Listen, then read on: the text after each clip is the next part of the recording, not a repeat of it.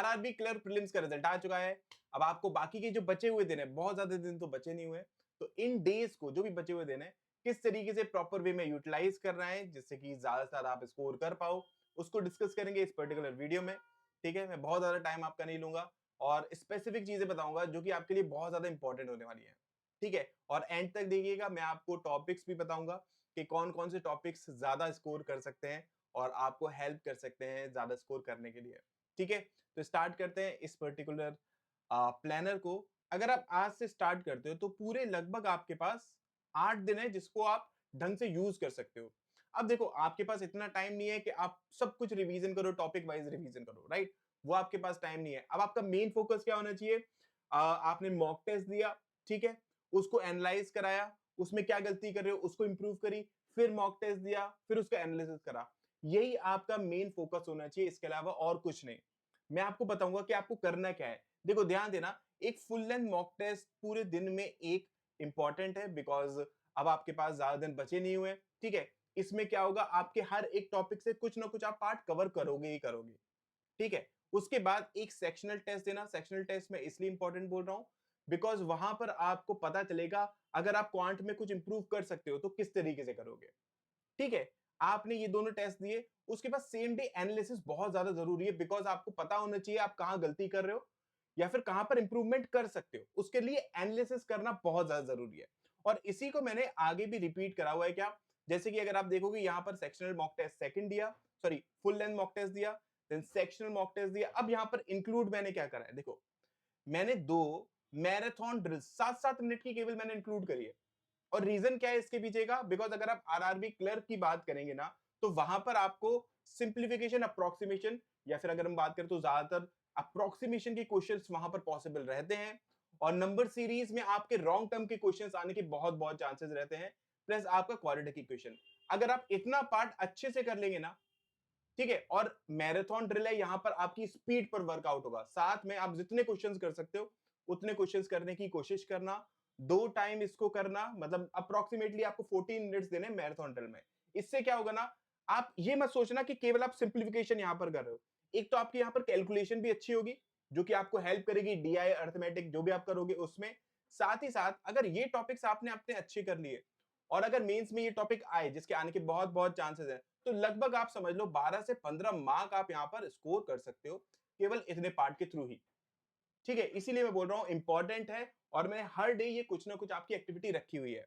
ठीक है, इसके अलावा आप संडे को, अब ये इंपॉर्टेंट है, संडे को मैंने बहुत ज्यादा नहीं दिया हुआ, मैंने आपसे बस बोला है एक सेक्शनल मॉक टेस्ट दो। अगर आपको देना है फुल लेंथ मॉक टेस्ट आप दे सकते हो, बट मैं रिकमेंड करूंगा एक दिन थोड़ा सा एनालाइज करो कि कहां पर गलती कर रहे हो, क्या उसको इंप्रूव कर सकते हो। ठीक है, आपने सेक्शनल मॉक टेस्ट दिया, फिर 2 यहां पर मैराथन ड्रिल्स दी। अब यहां पर आपको दोनों मॉक्स जो भी आपने इससे पहले दिए हैं उसको ढंग से वो एनालाइज करो, जो भी आपने यहां पर एनालिसिस करा है ना, एक बार फिर से देखो और उसमें ये देखो कि आप क्या गलती कर रहे हो और क्या आपको नहीं करना है। अब आपको ये ज्यादा चेक करना है क्या आपको नहीं करना, बिकॉज एग्जाम में क्वेश्चन सिलेक्शन आपका बहुत फायदा करेगा। ठीक है, क्या आपको नहीं करना उसको चेक करो यहां पर आके। ठीक है, एक लिस्ट बना लो अपने पास कि ये मेरे को नहीं करना है। कि अगर मैं जाता हूं, सबसे पहले मुझे प्रोबेबिलिटी का क्वेश्चन नहीं करना है। अगर मैं जाता हूं सबसे पहले मुझे वेन डायग्राम पर बेस्ड अगर कोई केस लेट मिल जाता है तो वो मुझे टच नहीं करना है। ये एक लिस्ट बना लो और कोशिश करो उसको उसको फॉलो करने की। मतलब आगे जो मॉक टेस्ट दोगे इसके बाद, जैसे यहाँ पे full length mock test third है, फोर्थ है, फिफ्थ है, सिक्स्थ है, सेवेंथ है, तो उसमें उस गलती को नहीं करो। ठीक है, इसी तरीके से देखो यहां पर मैंने फिर से आपको मैराथन, यहां पर मैंने 3 मैराथन ड्रिल दिए, सेक्शनल मॉक टेस्ट नहीं दिया, बिकॉज आई वांट आप थोड़ा सा रिलैक्स होकर अपनी गलतियों को इंप्रूव करने की कोशिश करो। जहां पर भी आप गलती कर रहे हो कि ये मैं चीजें बार बार रिपीट कर रहा हूं, उसको थोड़ा सा इंप्रूव करने की कोशिश करो। और मैंने 3 मैराथन ड्रिल्स इसलिए दिए ताकि आपकी स्पीड बढ़ सके, आपकी कैलकुलेशन अच्छी हो। ठीक है, तो इसको ध्यान में रखना। सेम डे एनालिसिस आपको डेली करना है जिससे कि आपको पता रहे कि आप कोई गलती रिपीट तो नहीं कर रहे हो। और यहां पर जाकर मैंने एक आपको दिन बताया है कि चेक करो, मतलब 1 तारीख को आपका एग्जाम है, उससे 2 या 3 दिन पहले एक बार चेक कर लो जो आपने to do not to do list बनाई थी ना कि आपको इसको नहीं करना है, उसको चेक करो क्या आप वो गलतियां रिपीट तो नहीं कर रहे हो। अगर रिपीट कर रहे हो तो फिर भी आपके पास एक दिन और है, आप एक मॉक टेस्ट और दे दो और ये लास्ट दो। सैटरडे मैंने फ्री रखा है, आप चाहो तो दे सकते हो, बट मैं रिकमेंड करूंगा उस दिन थोड़ा सा रिलैक्स रहो। ठीक है, अपना बाकी जीए वगैरह, इंग्लिश वो थोड़ा सा पढ़ लो। क्वांट में बहुत ज्यादा उसमें प्रेशर देने की जरूरत नहीं है। उससे पहले अगर आप इन डेज को ढंग से यूटिलाइज कर लोगे ना, आपको यहां पर परेशान होने की बिल्कुल भी जरूरत नहीं पड़ेगी। ठीक है, समझ में आ गया कि आपको जो बाकी बचे हुए दिन है उनको कैसे यूटिलाइज करना है। अब मैं आता हूं टॉपिक्स पर कि किन टॉपिक्स को आपको ज्यादा ध्यान देना है। जैसे कि मैंने आपको यहां से बताया, आपके अप्रोक्सीमेशन के आने के बहुत बहुत चांसेस हैं। ठीक है, approximation, quadratic equation, wrong number, अगर आप इतने टॉपिक को कर लोगे ना, तो लगभग आप मान सकते हो कि 12 से 15 इतने आप मार्क्स यहीं से गेन कर सकते हो। ठीक है, उसके अलावा आपके डीआई के क्वेश्चंस रहेंगे। डीआई में जरूरी नहीं है आप सारे सेट करो, वो सेट्स चूज कर लेना जो आपकी प्रैक्टिस के हिसाब से आप स्ट्रांग हो। ठीक है, उसके बाद बचे आपके अर्थमेटिक के क्वेश्चंस। ठीक है, अर्थमेटिक में भी वही काम करना, जो आपको इंपॉर्टेंट लग रहा है, ठीक है, जो आपके स्ट्रांग है, पहले उनको सॉल्व करने की कोशिश करना। मैं आपको एक तरीका बताता हूं, देखो टाइम एंड वर्क के क्वेश्चंस ऐसे आएंगे जो कि आप आराम से सॉल्व कर पाओगे, 101% बता रहा हूं। ठीक है, टाइम एंड वर्क हो गया, आपके पास पार्टनरशिप, एजेस, ये 3 टॉपिक ऐसे हैं जिनके क्वेश्चंस ऐसे आते हैं कि आप इजीली आराम से सॉल्व कर पाओगे। जो क्वेश्चन थोड़े से लेंदी हो जाते हैं, ट्रिकी हो जाते हैं, वो मैं बताता हूं आपके। सीआई के क्वेश्चंस ऐसे होते हैं जो कि कैलकुलेटिव ज्यादा हो सकते हैं, प्रोबेबिलिटी के क्वेश्चंस हो सकते हैं, अगर आपको अगर आई मीन बहुत ज्यादा कॉन्फिडेंस नहीं है ना, तो वो ट्रिकी हो जाएंगे। तो इसलिए अवॉइड करना उन क्वेश्चंस को, उन टॉपिक्स को जिसमें आप कॉन्फिडेंट नहीं हो। ठीक है, इसके अलावा बात आती है डीएस की। डीएस का ध्यान रखना, अगर डीएस के क्वेश्चन, डेटा सफिशिएंसी के क्वेश्चंस अगर आपको मिल गए, तो कोशिश करना उसको, आई मीन ये आपने स्पीड मैथ कर ली, एक बार डेटा इंटरप्रिटेशन देख लिया कौन सा आप एक बार में कर पाते हो, उसके बाद एक बार चेक कर लेना डीएस का अगर कोई क्वेश्चन है तो उसको कर लो।